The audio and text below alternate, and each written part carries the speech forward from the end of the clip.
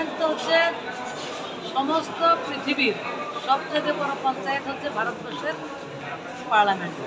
তো পার্লামেন্টে যাওয়ার অনুভূতিটাই একটা অদ্ভুত অনুভূতি, এটার মধ্যে একটা আবেগ জড়িয়ে রয়েছে।